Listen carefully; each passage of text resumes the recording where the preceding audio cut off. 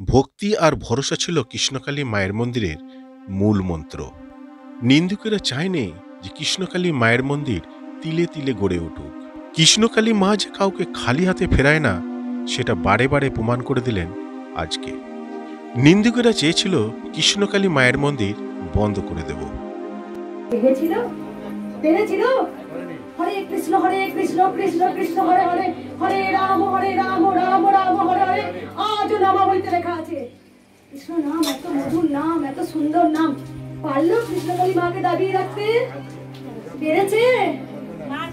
আবার কলিতে এলেন কৃষ্ণই কালী রূপে এলেন, ছোট্ট বাচ্চা রূপে। এত মানুষ কাতারে কাতারে আসেন প্রত্যেক দিন, বলে মা আমার এই হয়েছে, মা আমার এই হয়েছে, মা আমার এই। কৃষ্ণকালী মা যে কাউকে খালি হাতে ফেরায় না, সেটা আজ নিন্দুকেরাও বুঝতে পেরেছে। একটা মানুষ স্বপ্ন দেখেছিল, অপরাধ কি ছিল তার? তিলে তিলে গড়তে চেয়েছিল একটি সামাজিক উন্নয়ন, কিন্তু মানুষ তা মেনে নেয়নি। পায়ের তলায় রেখে দেবার চেষ্টা করা হয়েছিল। বছরের 6টা ঋতুও হার মেনে যায় কৃষ্ণকালী মায়ের ভক্তের কাছে।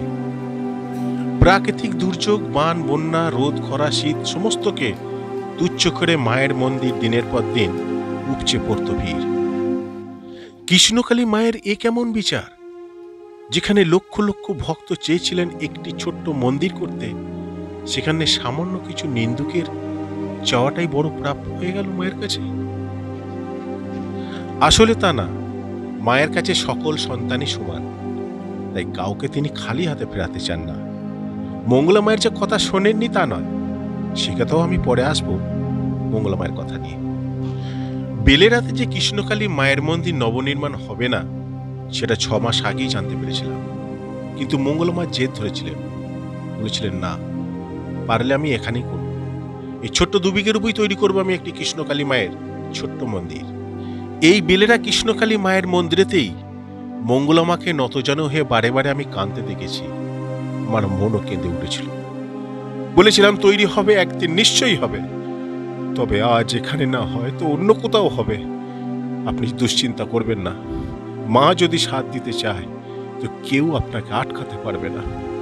সেই দিনই কৃষ্ণকালী মায়ের কাছে ফোন করলেন যে যদি আমি বেঁচে থাকি তাহলে তোর একটা মন্দির আমি করবই, তো আজ এখানে না হয় তো নিশ্চয়ই অন্য কোথাও আমি করে দেখাবো। সেই দিন থেকেই শুরু হয়ে গেল নতুন পরিকল্পনা। এখান থেকে টুকরো টুকরো জিনিস সরিয়ে নিয়ে যা হলো, আস্তে আস্তে মনের মধ্যে তৈরি হতে লাগলো নতুন উন্নয়ন। এই 36 কেজির একটি ছোট্ট মহিলা 36টা পাহাড় হেলিয়ে রেখে দেবার সাহস রাখে। আজ মঙ্গলা মায়ের জেদের কাছে কৃষ্ণকালী মা হার মেনেছে। আমি 2বার আসলাম, একবার এসে কাজে গেছে। হ্যাঁ, মরা বেঁচে গেছে, মরা কাতাল খাবো কখন না, খাবো না।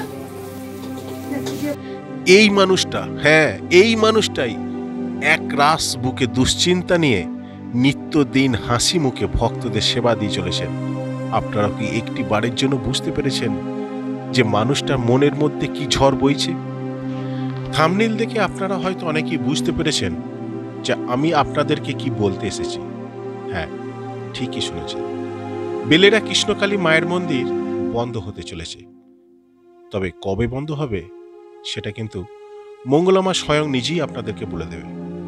তবে কৃষ্ণকালী মায়ের মন্দির যদি এরপর আপনারা আসতে চান, তাহলে অবশ্যই আমার চ্যানেলের সঙ্গে একটু যোগাযোগ করে তারপর আসবেন, কারণ কবে বন্ধ হবে সেটা আমি জানলেও আপনি হয়তো জানেন না।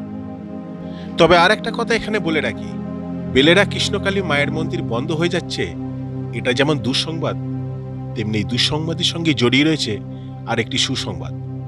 সেই সুসংবাদটা কিন্তু মঙ্গলা মা আপনাদেরকে নিচেই বলবেন, কারণ বন্ধ দ্বার কোনোদিন বন্ধ হয়ে থাকবে না। উন্মোচন হবেই কৃষ্ণকালী মায়ের মন্দির, আর সেটা হাসি মুখে মঙ্গলা মা আপনাদের সামনে প্রচার করবে। আপনাদের এই হাজার হাজার ভক্তের ভালোবাসায় মঙ্গলা মাকে এক ধাপ এগিয়ে দিয়েছে।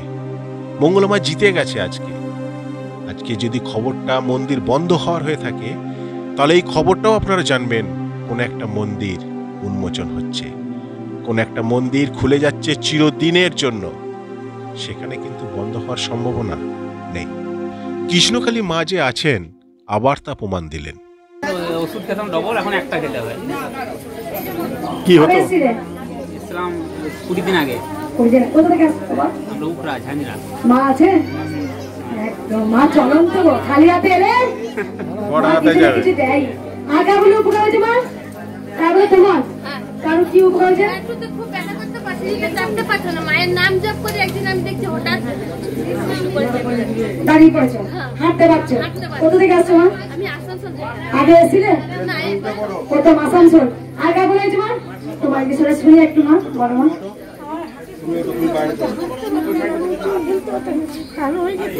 মার নাম জপ করে করে এসেছি, আমরা কাকদ্বীপ থেকে এসেছি। কাকদ্বীপ থেকে আসছো মা?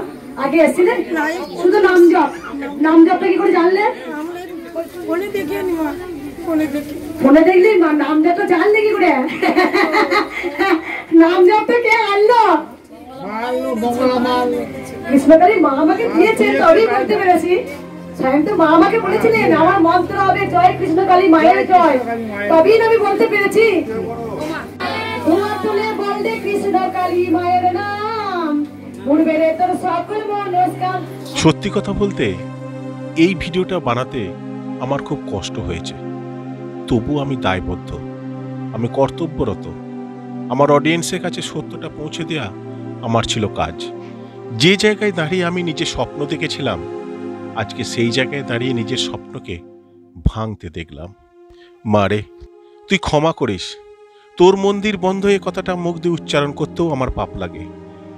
আমি জানি না আমি কি করব। মঙ্গলা মা আজকে জিতে গেছে। এক চিলতে মানুষের কাছে আজকে হাজার হাজার মানুষ ধরাশায়ী হয়েছে। মঙ্গলা মা নিজেও জানে না উনি কে। আপনাকে আমি স্যালুট জানাই মঙ্গলা মা, আপনার এই কর্মকাণ্ডকে কুর্নিশ জানাই। আমি জানতাম আপনি হারবেন না, তবু জিত যে এত সহজে আসবে সেটাও কিন্তু আমার কল্পনার অতীত ছিল। ভিডিও করি তাই আমি ভিডিও বানালাম, কিন্তু মন চায় তুই থেকে যা রে মা, তুই থেকে যা, একটি বারের জন্য থেকে যা।